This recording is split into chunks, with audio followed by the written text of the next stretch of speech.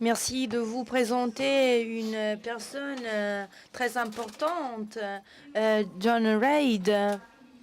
Je suis en train de le suivre depuis 15 ans. Je l'ai découvert sur Internet il y a beaucoup de temps. C'est le fondateur de la Cimatic. J'ai vraiment voulu qu'il était ici avec nous, car il est la personne qui a donné une forme au son. Et ça a été une chose vraiment merveilleuse, voir comme les sons deviennent des formes créatives.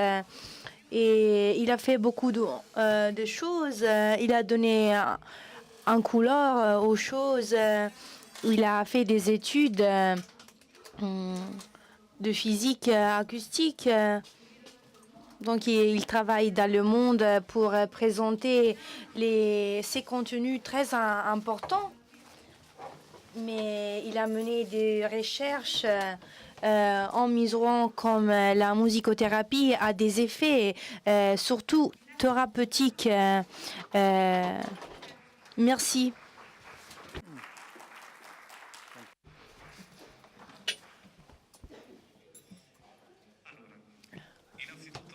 Tout d'abord, je voudrais, en commençant par vous remercier tous.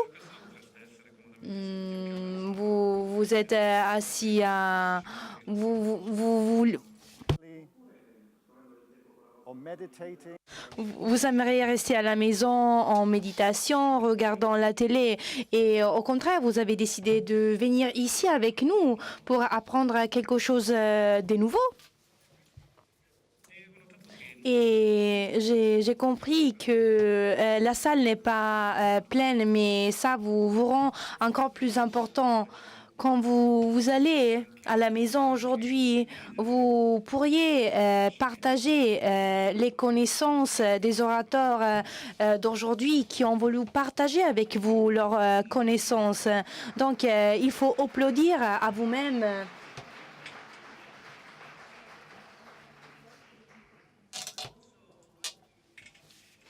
Je voudrais aussi remercier Lorena, l'organisatrice d'Arma Italia, Dario, pour avoir organisé cette conférence. Et je voudrais remercier les volontaires qui sont en train de participer à la conférence. Et je suis en train de parler aussi...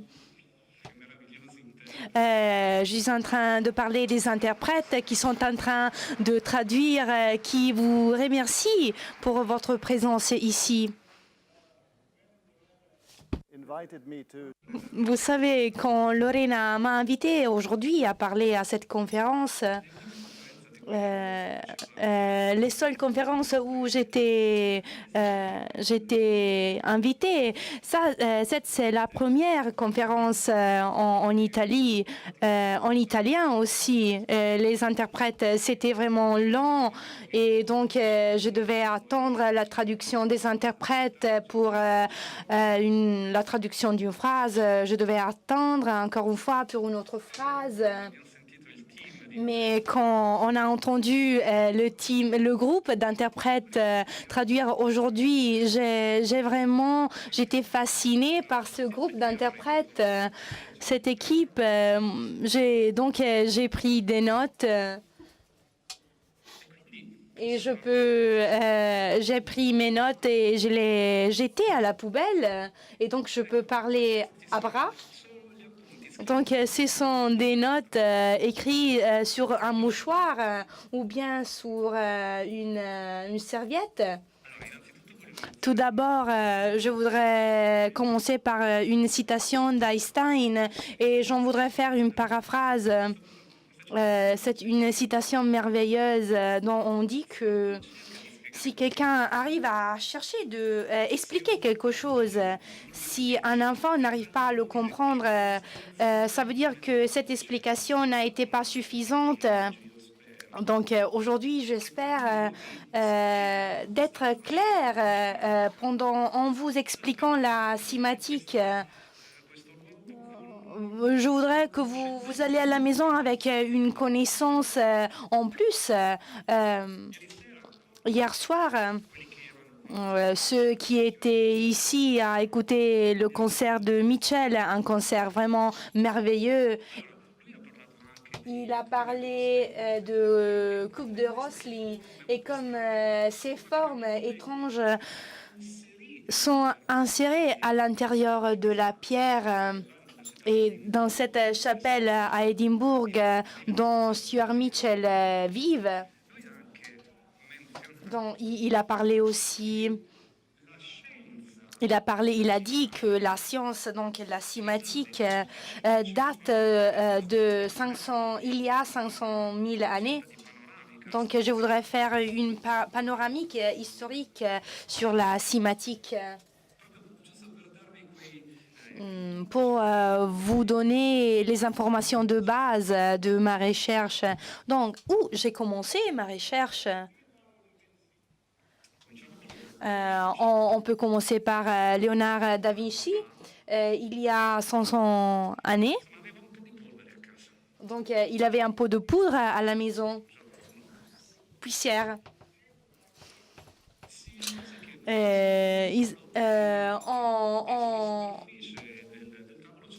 En déplaçant la table, on avait de la poussière et quand il a fait vibrer les particules des poussières, il avait noté que des formes se créaient, des formes vraiment très, très belles.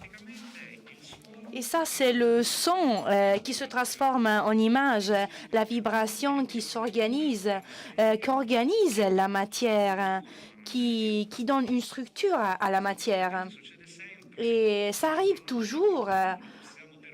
On n'arrive pas à le percevoir à le apercevoir avec aperçu. Un autre scientifique très célèbre, Galilei, était en train de se promener et il avait constaté qu'il y avait un Fabre qui travaillait avec ces instruments et il avait vu que les résidus des métaux avec le bruit s'organisaient. Donc la cinématique, on peut dire, se fonde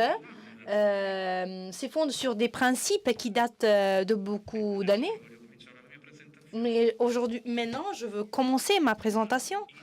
Les sons qui vont traiter les cellules. Il faut faire un saut temporel jusqu'au 1996, il y a 20 ans. Il y a 20 ans, avec mon père, nous sommes été en Égypte. On avait vu les pyramides, la grande pyramide. J'étais un peu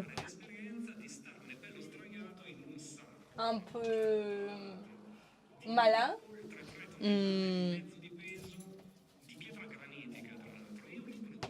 Je voulais organiser les sons sur une pierre de granit et je voudrais créer des sons. Je voudrais créer des sons. Donc, qu'est-ce que j'ai fait?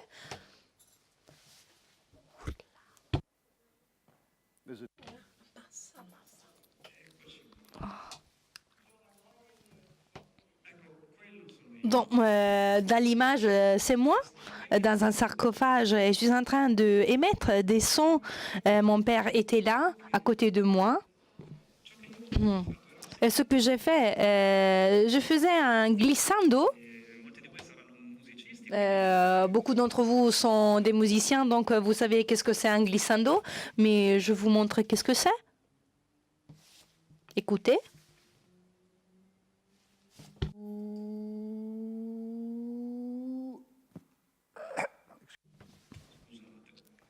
Excusez-moi. C'est une typologie de glissando. J'ai changé les fréquences de ma voix. Si vous cherchez de le faire à la maison, dans la salle de bain, si vous bouchez les yeux,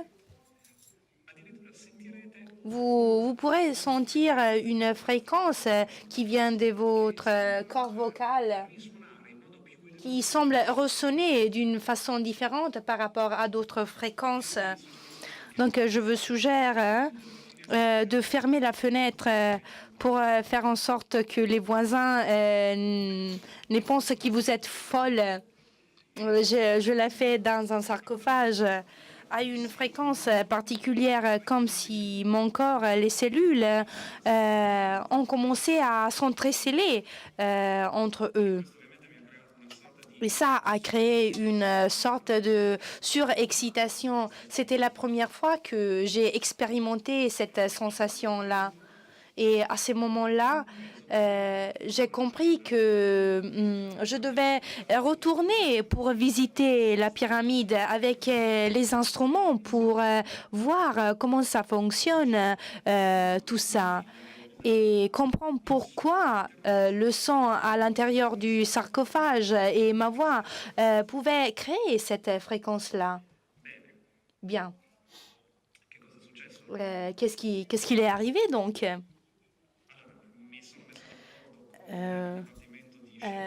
En collaboration avec le département de sciences antiques, je suis revenue là 2 mois plus tard avec tous mes instruments.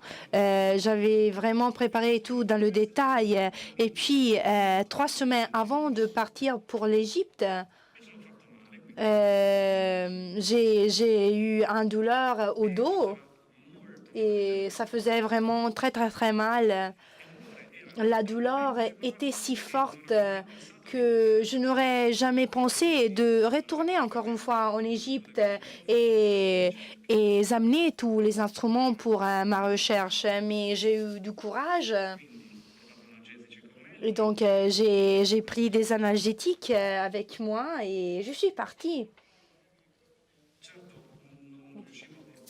Je n'arrivais pas à amener tous les instruments, donc j'avais quelqu'un qui m'aidait, les Égyptiens. Ils m'aidaient à amener une valise pleine d'instruments. Et ici, vous pouvez voir ma version plus jeune.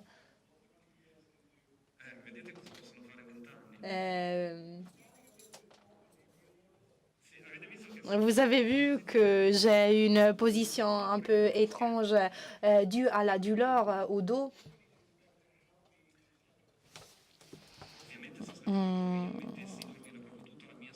J'aurais dû mettre en place tous les instruments, mais on pouvait penser à les résonances dans les sarcophages. Quand j'ai fait un bruit sur le sarcophage, tout ça a produit un bruit très bas. Donc, l'expérience que je voulais faire, c'était très difficile dans son organisation car je devais étendre une membrane sur la superficie supérieure du sarcophage. Et cette membrane, c'était en PVC. Sur cette membrane, j'aurais dû éparceler de la sable pour voir les formes du son. Pour commencer, j'ai mis dans la partie la plus basse du sarcophage un haut-parleur. Puis, on a étendu la membrane sur le sarcophage et on a éparpillé de la sable sur le sarcophage. Collecting sand outside the pyramid. Et en tant que on ramassait le sable au dehors des pyramides. Et une chose étrange est arrivée. Ayant préparé tous les instruments, les inspecteurs du département de l'Antiquité égyptienne se sont déplacés d'une part et il était en train de penser à soi-même. Donc, il est folle, ces Anglais-là. Mais on avait On avait investi vraiment beaucoup de temps pour arriver jusqu'au là. Donc, on a vu une création des formes, un océan de formes sur la membrane. Vous pouvez voir donc dans l'image les formes. Ce sont des particules du sang. Les inspecteurs du département voyaient que quelque chose d'étrange était en train d'arriver. Et puis, qu'est-ce qui s'est passé? Quelque chose de vraiment extraordinaire. J'ai changé la fréquence un peu. Et tout de suite, l'océan de forme a disparaître pour être remplacé par des hiéroglyphes égyptiens. Et vous pouvez imaginer cette sensation d'excitation. He rushed across.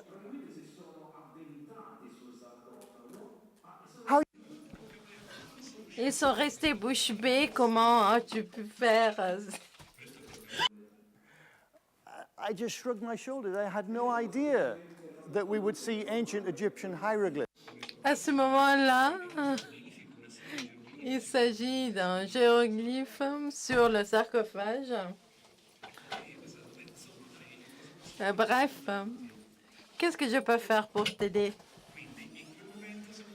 Et donc, à ce moment-là, on est devenu une équipe. Et donc, il m'a aidé à bien conduire l'expérience. Et ce qui est apparu, c'est un autre hiéroglyphe. Sa loupe, c'est-à-dire un bague de sang, boucle de sang, qui est un symbole de protection. J'ai changé encore une fois la fréquence. Et donc, voilà un autre hiéroglyphes qui sont apparus sur la surface du sarcophage. Donc, vous pouvez comprendre mon enthousiasme. Et pas seulement moi, même les directeurs des antiquités égyptiennes, la douleur que j'ai éprouvée à mon dos a disparu. Je n'éprouvais plus aucune douleur. Qu'est-ce qui s'est passé à ce moment-là? Probablement, il s'agit des endorphines. Je suis tellement content. Et donc, quelque chose s'est produit à l'intérieur des endorphines présentes dans mon sang. Et une fois sortie des pyramides, la douleur aurait réapparu. Vous connaissez la vérité? La douleur n'est plus apparue. J'avais essayé en test d'étendre la membrane sur le sarcophage, le test du bruit blanc. Est-ce que vous le connaissez? Il s'agit d'un son qui évoque le son d'une cascade. C'est un bruit, le bruit de la mer, de l'océan, qui contient toutes les fréquences du spectre sonore. Et alors, j'ai inséré ce bruit blanc. Et même si je le reproduisais dans cette salle, on pourrait voir le profil acoustique de la salle tout entière. Et c'est ce que j'ai fait avant de mon expérience cinématique. C'est là un point très intéressant de ma thèse. Et maintenant, explorons les principes d'organisation du son. Vous avez vu qu'à l'intérieur du sarcophage, le son peut organiser la matière dans des formes spéciales. Par exemple, les hiéroglyphes égyptiens. On peut dire que le son peut être organisé et peut organiser l'univers. On sait qu'au début, il n'y avait que le verbe. Et d'après ce modèle cosmologique, on peut dire qu'il est vrai, tout à fait vrai. parce que sous la base de ce modèle du cosmos, le son du Big Bang a fait en sorte que la matière s'agglutinait et qu'elle était plus dense dans des zones et moins dense dans d'autres. Lorsqu'on voit cette image du ciel, et il ne s'agit qu'une partie du ciel, on peut voir là un groupe de galaxies, un autre groupe de galaxies là et là encore, là où je pointe mon stylo laser. Vous pouvez voir une organisation formelle. Il s'agit d'une véritable structure. Donc, cette structure a été générée par le son primordial de l'univers. Donc, le son est devenu si puissant, mais pas aussi puissant que la gravité. Le son est essentiellement un ensemble de formes qui peuvent être observées en observant le ciel. Donc, une série de mondes interconnectés. Voilà donc la question qu'il faudrait se poser. D'où naît la vie? Qu'est-ce qui peut donner une réponse? Mais maintenant, je vais vous faire voir des diapos qui iront suggérer quelque chose. Donc, si on connaissait l'origine de la vie, on aurait des suggestions sur comment peut-on guérir dans la vie et comment on peut écouter la vie. À coup sûr, vous connaissez Stanley Miller. Il est connu tel que l'expérience Miller. Vous pouvez surfer sur Google, lancer une recherche sur Google. Il a pris de l'eau, il l'a mis dans une ampoule.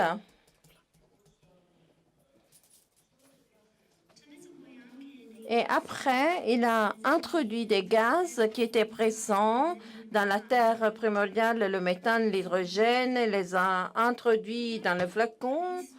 Et après, il a vu des électrons qui créaient, grâce à un générateur à haute tension, il crée des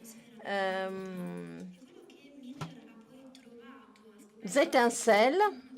Et après une semaine, il trouva des acides aminés simples et des sucres simples à l'intérieur de l'ampoule. Et cela a été un résultat extraordinaire. Donc, l'un des modèles conventionnels qui suppose l'origine de la vie sur la Terre nous dit que la vie a commencé dans les océans primordiaux. Lorsque la foudre a eu un rôle important. La lumière était une force destructrice, ceux des foudres, par exemple, des tonnerres. Si on accepte que ces décharges étaient les premiers moteurs qui ont créé les acides aminés, les sucres également dans le flacon, alors quelle est la force d'organisation qui mène ces acides aminés à s'agglutiner, à s'organiser? Donc, il doit y avoir une force d'organisation entre ces éléments. Et maintenant, je vais faire un autre exemple. L'exemple d'une horloge, d'une montre, c'est un exemple mental. Si, imaginez une montre Bulgari, un très cher horloge. On doit le décomposer et on le met dans le flacon de Stanley Miller. Et donc, on peut trouver toutes les composantes de la montre. On peut vider bien le flacon. Et combien de fois faut-il secouer le flacon pour obtenir encore une fois l'horloge qui marche bien, qui fonctionne bien? Naturellement, ça ne va jamais se passer et la raison pour laquelle rien ne va se passer, du moins en principe, parce que les lois de la possibilité nous disent ça. Il faudrait beaucoup plus de temps que notre univers à sa disposition pour obtenir une montre qui fonctionne parfaitement. Parce qu'il faut une loi créatrice qui crée de la structure. Là, vous voyez une cheminée hydrothermale océanique qui existait sur la Terre. Et donc, je demande à Dario de produire le son de ces cheminées.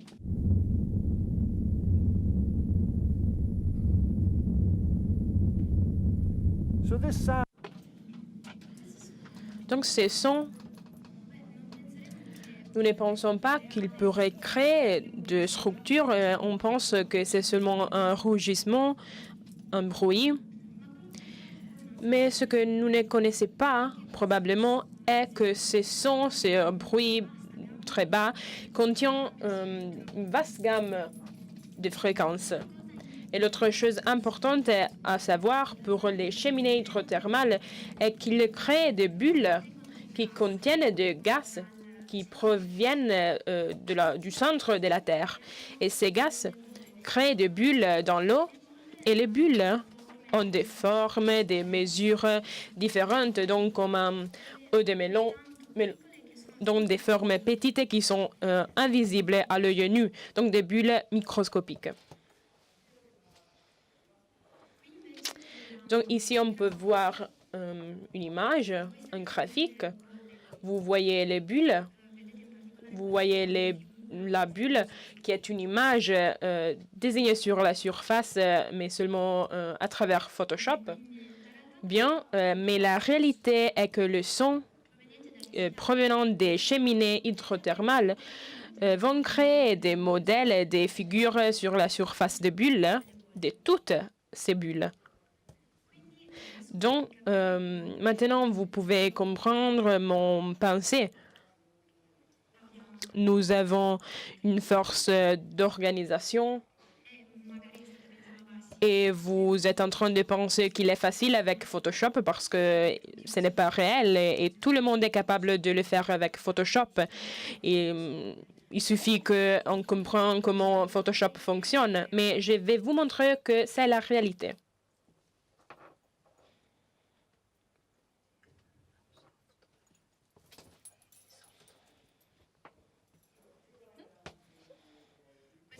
Donc, je suis, moi, avec mon instrument dans mon lab que j'ai développé, appelé CIMAscope, tonoscope utilisé en cinématique. Comme vous pouvez voir, ici, il y a une sorte de capsule de pétrine. Donc, j'injecte de l'eau pure et après, j'excite avec les sons cette eau. Et donc, ce qui se passe est que le son et les vibrations de ce son sont transposées, transférées et deviennent des périodicités dans l'eau qui sont imprimées sur l'eau. Et donc, autrement dit, on a rendu visible le son.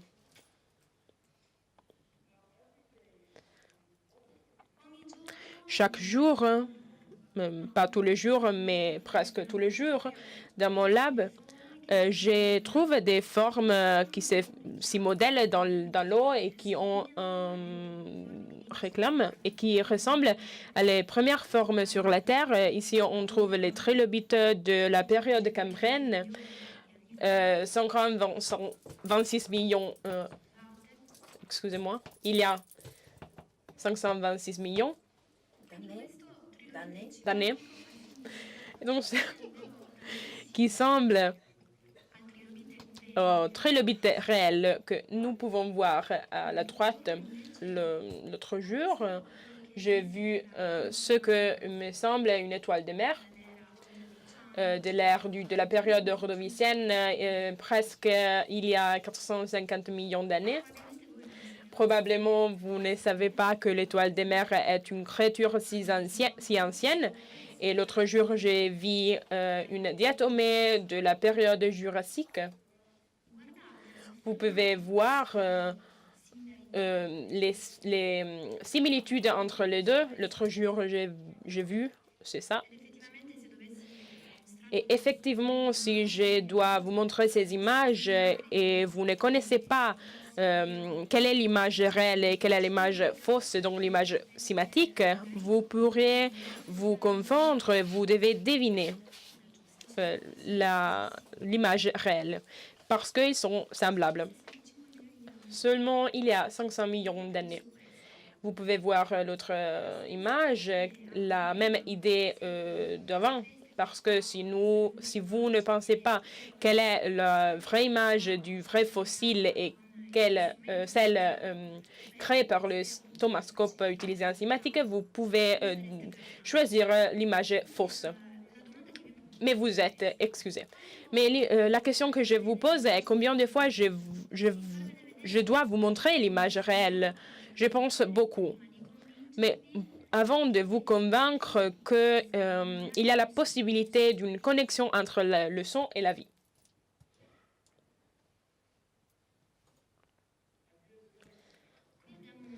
Ici, on a une autre comparaison très intéressante.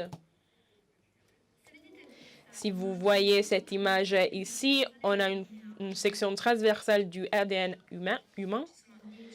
On a 10 points nodaux, mais d'autres structures, et c'est seulement la section transversale. Et ces images que vous pouvez voir, c'est sur une échelle complètement différente qui a été créée sur l'instrument tomascope, mais il y a beaucoup de similitudes. Mais ce sont seulement des coïncidences où il y a vraiment quelque sorte de force ordonnatrice qui a supporté la structuration des premières formes de vie. Maintenant, on va nous demander que, parce que nous sommes... Si le son a donné la pulsion à la vie, le son est probablement capable de guérir la vie. Maintenant, on va voir l'aspect physique du son. Seulement quelques considérations importantes qui concernent la cinématique. Probablement, à l'école, vous avez appris que le son est une onde. Combien de vous ont appris à l'école que le son était une onde? Élevez la main. Je pense que c'est la totalité d'entre vous, mais le son n'est pas une onde. Absolument non. Donc, pourquoi à l'école nous disent que le son est une onde? La réponse est plutôt simple. Vous pouvez voir dans cette graphique qu'il semble d'avoir une onde. Et effectivement, c'est une onde, c'est une courbe sinusoïdale. Mais cette courbe, en réalité, est une graphique de la forme effective du son. C'est la forme du son, mais c'est une sphère, une bulle. Et tous les sons ont la forme d'une boule.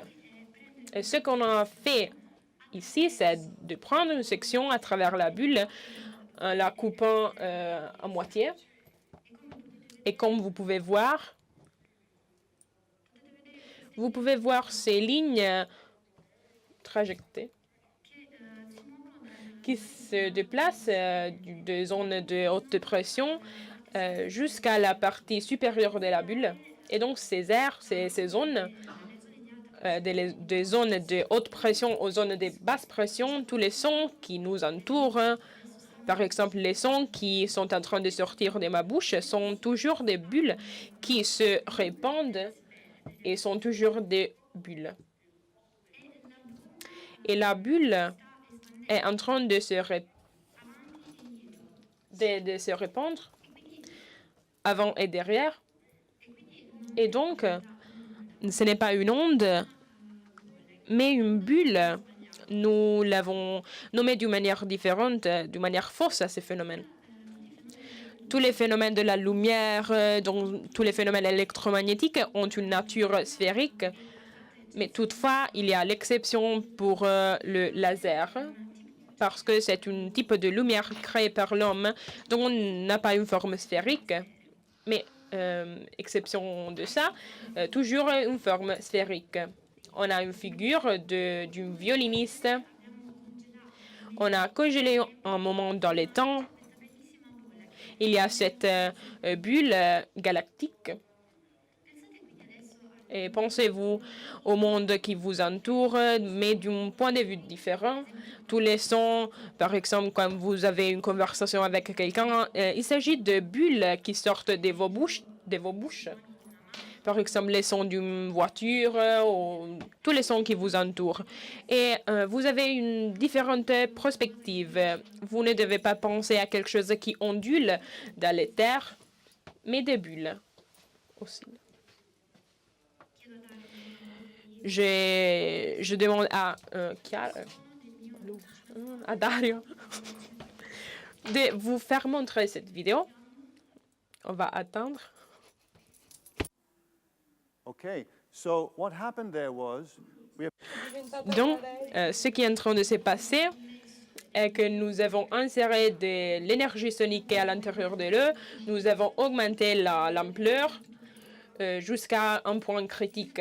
Et donc, l'instabilité de Faraday, comme on peut l'appeler, appelé du célèbre scientifique Faraday, qui avait fait une expérience très importante il y a 300 années, 200 années, et sur la surface de l'eau. Mais ces modèles n'étaient pas présents seulement sur la surface de l'eau, mais étaient présents au-dessus de l'eau, de la surface de l'eau, parce que le son sous la surface de l'eau s'organise des molécules de l'eau, les comprime. Et quand il y a la compression des molécules de l'eau, la lumière qui pénètre à travers la capsule d'eau, cette eau se réfléchit. Et donc, il y a un index pour l'eau à l'état naturel et un autre index pour l'eau comprimée sous l'action du son. Et c'est pourquoi, à travers ces conditions de lumière, on peut voir les sons manifestés dans l'eau. Pensez-vous aux conséquences de ça au niveau de votre corps? Donc, votre organisme est plein d'eau. Il y a des ventricules dans vos cerveaux qui sont pleins d'eau. La plupart des cavités est plein de ce type d'eau. Et donc, lorsque vous sortez, il y a des voitures qui produisent des sons très forts. Pensez-vous, parce que le son qui sort de cette voiture est en train de s'imprimer dans l'eau qui est présente dans votre corps. Donc, pensez-vous. Mais pas seulement parce que dans l'eau qui se trouve à l'intérieur de votre corps, mais aussi dans la membrane de surface de chaque cellule de votre corps. Et c'est une hypothèse, probablement. Non, pas exactement. Je veux vous montrer. Mais avant de vous expliquer ça, je vais vous expliquer quelque chose sur la thérapie sonique qui peut guérir. Le premier type est le type constructif. Cette méthode de guérison à travers les sons aide les cellules pour le faire récupérer un état de santé. Mais l'autre est destructive, qui signifie que détruit les cellules malignes, les masses tumorales ou bien les calculs rénaux, comme vous avez compris. Ici, nous avons un exemple de la méthode destructrice, le processus qui est appelé lithotripsie, qui va détruire à travers des niveaux très hauts des sons à haute fréquence qui détruisent choses comme les calculs rénaux, etc. Et c'est une autre méthode qui utilise les ultrasons focalisés à haute intensité. Encore une fois, il s'agit des sons très hautes, mais toujours des sons qui sont utilisés d'une manière visée pour identifier quelques masses tumorales ou pour détruire graduellement, lentement la tumeur. Pas trop rapidement, mais à travers toute une série de séances, parce que sinon le corps est mis en danger. Mais si elle détruit graduellement la masse tumorale, ce processus est très utile sans utiliser la chirurgie. Maintenant, en utilisant la sonocytologie qui a été utilisée par James Gimzeski, cette thérapie peut être utilisée d'une manière constructive mais aussi destructive. Vous le pouvez voir dans ce laboratoire. Et qu'est-ce qu'il fait? Il a une méthode pour laquelle il peut écouter les sons de deux cellules, dont les cellules qui se trouvent dans votre corps, et c'est appelé microscopique atomique. Je ne veux pas entrer dans les détails de cette méthode, mais effectivement, il peut écouter les sons d'une cellule vivante. Donc, le potentiel est ça. Si on peut écouter le son d'une cellule vivante, par exemple les sons d'une cellule tumorale, on peut l'amplifier, le son de cette cellule, et on peut envoyer ces sons vers la tumeur, mais amplifiés beaucoup. Et qu'est-ce qui se va passer? Simplement pour la loi de résonance, la cellule tumorale a une signature pour être spécifique. Et donc, il est renvoyé ce son, mais amplifié à la masse tumorale, et la masse tumorale va absorber ces fréquences d'une manière très efficace, tellement efficace que les cellules vont imploser et donc seront détruites.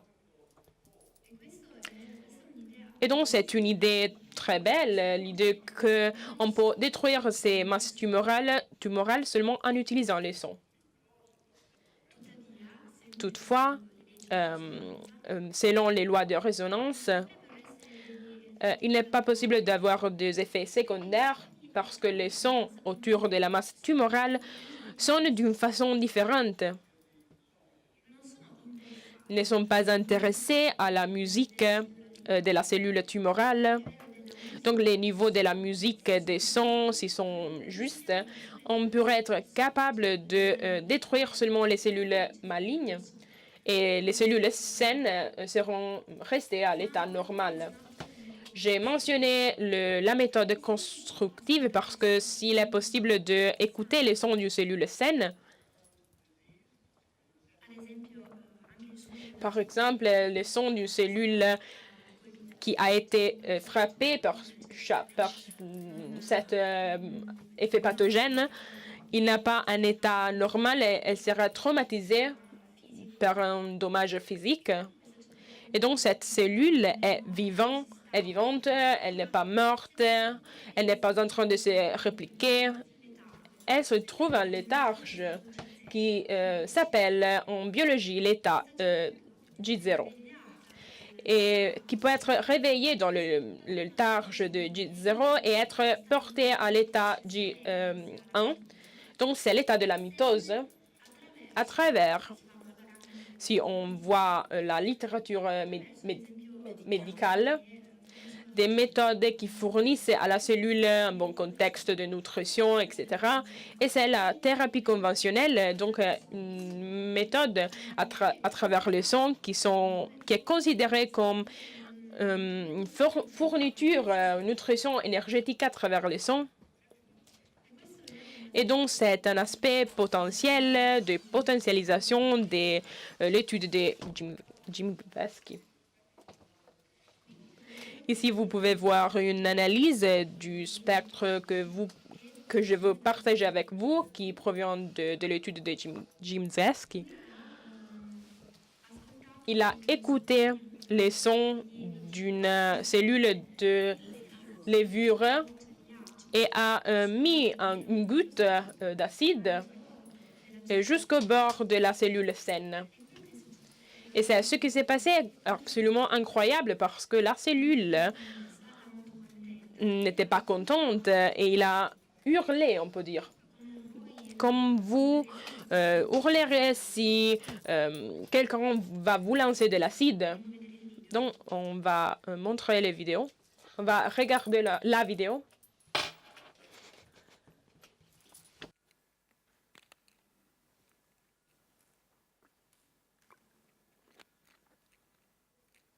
We have no sound.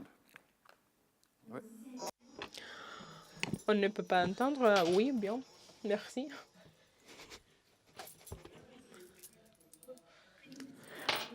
Donc, c'est le spectre de la cellule saine de la levure. Avec la goutte d'acide voisin est différente. Vous pouvez entendre le son. Mais ce qui s'est passé, qui est la chose la plus intéressante dans ces cas, est que nous avons la même cellule, mais toutes les fréquences de la cellule sont passées à des octaves plus hautes du faisceau de la bande. Donc, le profil original a été tracé de cette façon et vous pouvez voir comment il est passé d'un plan supérieur. Et quand j'avais entendu de la thérapie sonique il y a beaucoup d'années, une façon avec laquelle était expliqué que notre corps est comme un orchestre. Donc, si nous sommes en santé, tous les membres de l'orchestre, donc tous les musiciens, sont en harmonie. Mais si un musicien est détonné, nous entrons dans un état de maladie.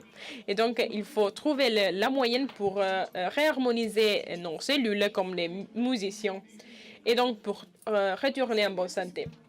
Mais cette méthode a été trop simpliciste parce que je n'étais pas confiant de cette simplicité. Mais en réalité, c'est correct.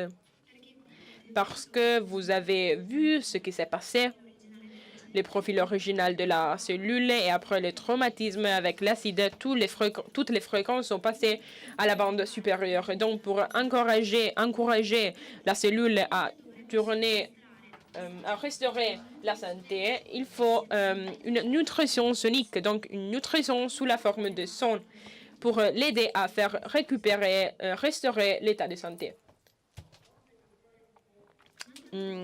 Quelque chose d'important à dire que j'ai découvert à travers mes études et que j'ai réalisé après beaucoup d'années après l'expérience de la Grande Pyramide est que le facteur clé pour soigner ma lombalgie était la première expérience que j'ai faite dans la Grande Pyramide, c'est-à-dire le test du bruit blanc. Et donc, effacer un modèle de... L'hypothèse était celle-ci, c'est-à-dire si on ajoute un bruit blanc, toutes les fréquences ne sont pas possibles dans une cellule, comme une gomme qui va effacer les dystonies en termes de fréquences soniques. Donc, comme un enregistrateur antique, quand vous faites une enregistration, si vous voulez l'effacer, vous pouviez effacer l'enregistrement pour enregistrer de nouvelles données. Donc, dans ces cas, les sons à ample spectre doivent supporter les modèles de son. Donc, en tournant la grande pyramide de mon mal de dos, je pense que le son qui a effacé ma lombalgie étaient les sons, les bruits blancs, donc l'expérience que j'avais conduite là-bas. Parce que si vous vous souvenez, la douleur était complètement disparue. Et donc la première expérience que j'ai conduite après l'expérience cinématique était le test du bruit blanc. Et après quelques instants, sur la réalisation des sons dans le sarcophage, toute la douleur était disparue. Donc, j'ai pensé successivement que c'était le bruit blanc qui avait fait disparaître la douleur. On a une autre vidéo que ma femme a...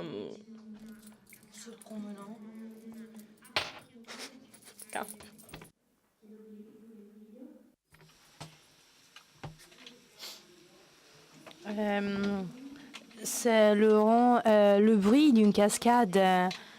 Moi, dans la vidéo, je suis en train de régler les fréquences. Cette lumière que vous voyez là nous dit qu'on a d'autres fréquences d'ultrasons. Merci, Dario. Et tout ça, on l'applique au bruit des cellules. On avait aussi une vidéo sur l'océan. Si on se promène près d'un océan, on s'est inondé par le bruit blanc, mais aussi par un autre bruit. Le bruit blanc, il faut se rappeler que c'est la composante la plus importante de la guérison. Mais on a aussi d'ultrasons qui ont un pouvoir de guérison. Si certains d'entre vous si vous êtes des musicothérapeutes, vous pouvez penser qu'est-ce qu'on peut dire de penche atteint avec des différents spectres de son. Oui, c'est vrai que les gangs produisent un bruit musical, on pourrait dire.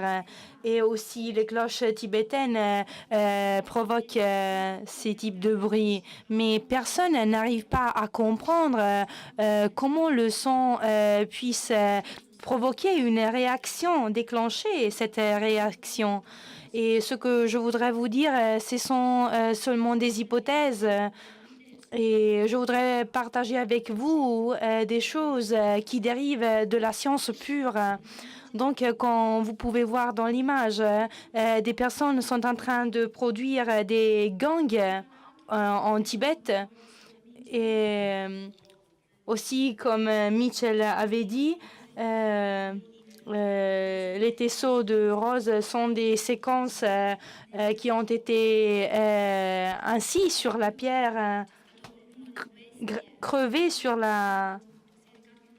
Et on a eu cette personne qui a été en Tibet pour voir comment ils vont accorder les gangs quand ils vont les harmoniser. Donc, ils vont mettre de la poussière pour comprendre comment les gangs vont fonctionner. La composante de guérison, c'est d'aider les cellules à retourner à l'état de santé.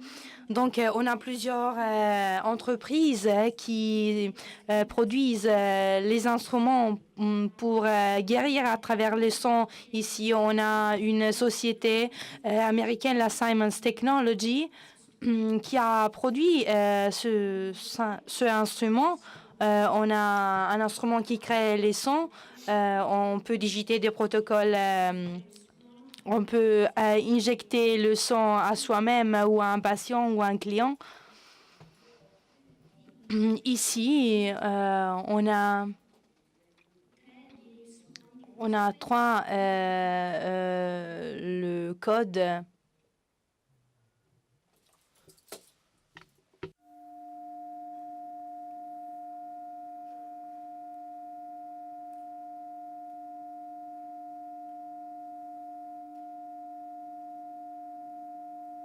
Now, I want you to imagine, as you watch, there's only 3 sounds.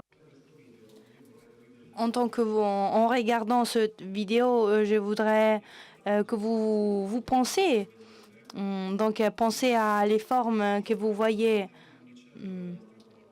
en tant qu'il se forme à l'intérieur de l'organisme, en tant que les sangs vont se former.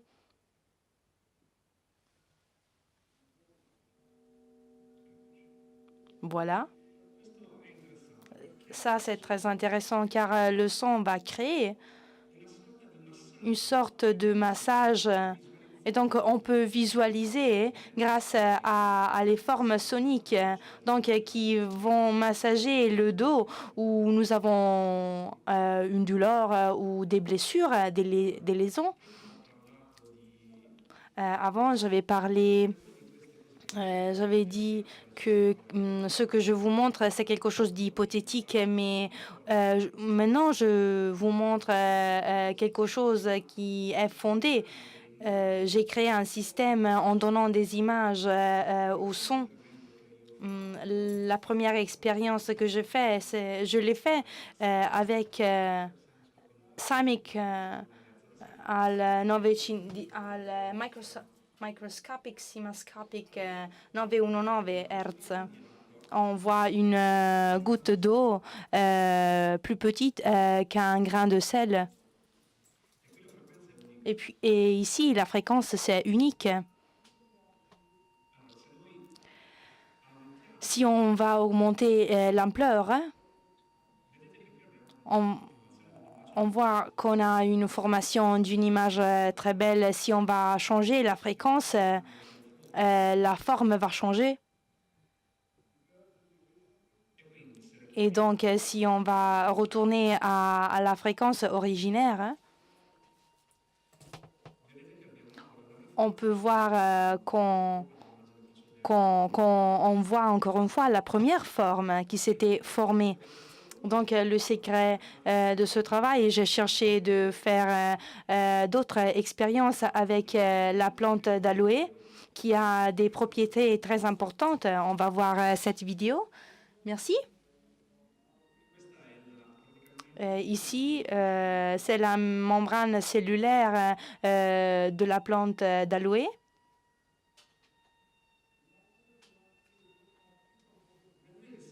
Vous voyez, ce sont des personnes l'une à côté de l'autre qui bougent. Des personnes qui bougent. Donc, merci.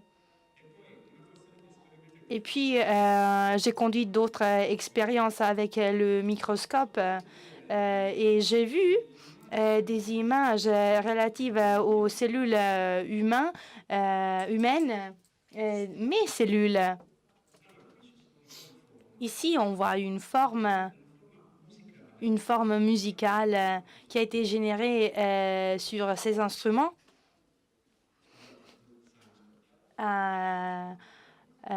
Sur le cymoscope. Cette image vient du son. Imaginez-vous le concert de Stuart hier soir. Des personnes avaient des larmes aux yeux car il avait une émotion. Il en éprouvait une émotion. Je voyais le son que mon corps produisait et je pouvais voir les formes produites par ce son. On est en train de conclure, je suis en train de conclure ma présentation. Comment le fer peut nous guérir? Ça, c'est une hypothèse. Chaque cellule a des milliers des récepteurs cellulaires sur la membrane superficielle de la cellule. Et la façon dont les cellules vont recevoir les informations, les nutriments, pour éliminer les aliments, les éléments négatifs. Quand une cellule subit un trauma, qu'est-ce qui se passe? Il y a un état dormant. Donc, Donc, le système ne fonctionne pas comme il devrait. Donc, si on va ramener la cellule à un état de santé et donc on va injecter des sons, qu'est-ce qui se passe? Les cellules sont massagées et les récepteurs vont réagir. Ils vont réagir en réveillant la cellule dans un état silencieux. On passe dans un état de veille. Les fonctions de la cellule sont rétablies. Troisième point et dernière composante de la théorie sonique, c'est la composante à infrarouge. Chaque son qu'on crée va produire une lumière infrarouge. Il faut se rappeler qu'au commencement, c'était la parole et puis c'était la lumière. Donc, chaque fois qu'on a une friction, un frottement, on va générer la lumière. Donc, c'est une lumière à infrarouge. En tant que je suis parlé, il faut imaginer une boule qui va sortir de ma bouche. Mais aussi, il faut imaginer une sorte de boule légère qui se produisent de ma bouche sous forme de lumière. Ça c'est très simple. Chaque molécule présente dans l'air crée une collision avec une autre molécule, va créer un frottement.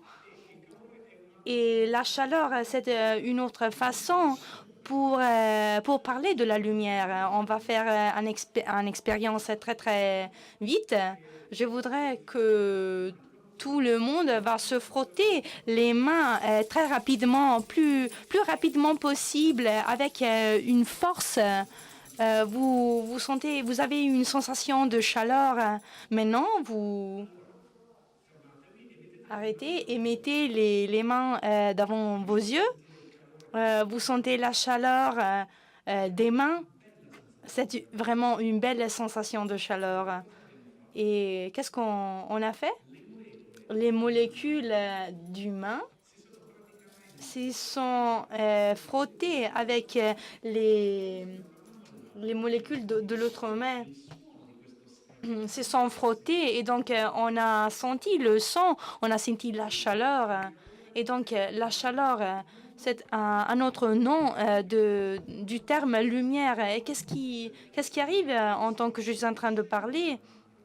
Il y a une chaleur, une boule, et aussi on a une boule de lumière à la vélocité de la lumière.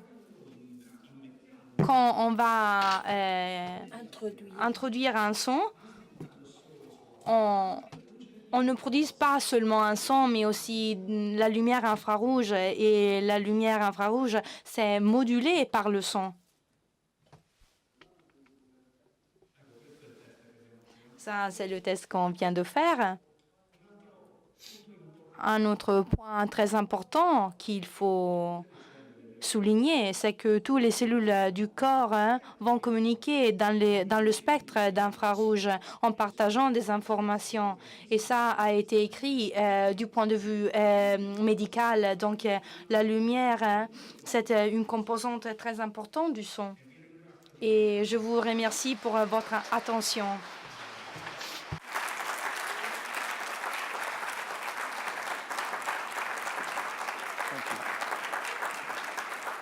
Ora avete capito perché sponsorizzavo tanto l'arrivo di John in Italia. C'est un travail vraiment très fascinant, très profond.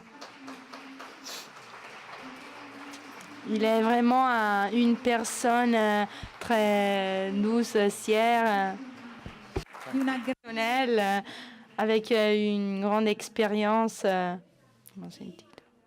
J'ai une question. On n'arrive pas à comprendre la question par le public. Est-ce qu'on peut avoir un CD avec... Si vous voulez, vous pouvez voir sur mon site internet. J'ai un shop en ligne.